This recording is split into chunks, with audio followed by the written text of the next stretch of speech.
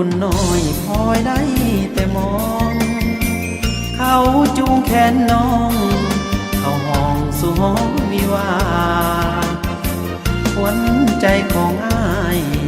แต่งไปตามใจมารดาอ้ายกลัวน้องบ่กล้าฝืนใจผู้มีพระคุณผู้สนผลสร้างสองเฮาบ่มีสิ้นสุดเพียงนี้คนดีอ้ายบ่มีบุญแต่งกับเขาแล้วจงเป็นผัวแก้วเมียคุณเบื้องหลังอย่าคิดให้วุ่นอย่าสนให้มันเสียงานจงลืมอดีตสองเงาผ่านมาจงคิดเสียว่าน้ำตาคือทางผ่านแต่งกับคนจนต้องทนทุกข์ทรมานขอเพียงให้น้องสุขสันต์อ้ายกันน้ำตาดีใจ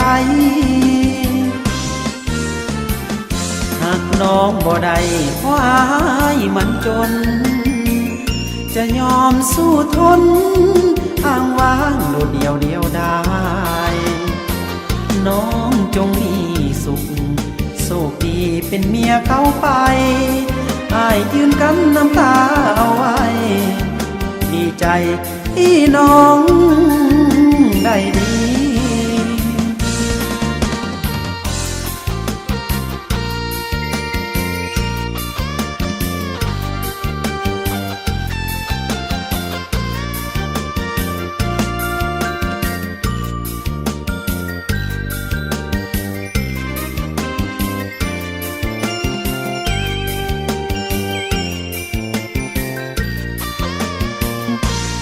จงลื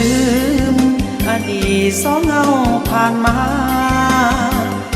จงคิดเสียว่าน้ำตาคือทางผ่านแต่งกับคนจนต้องทนทุกข์ทรมานขอเพียงให้น้องสุขสันต์อ้ายกันน้ำตาดีใจหากน้องบ่ได้เพราะอ้ายมันจนจะยอมสู้ทนอ้างว้างโดดเดียวได้น้องจงมีสุขโชคดีเป็นเมียเขาไปอ้ายยืนกันน้ำตาเอาไว้ดีใจที่น้องได้ดี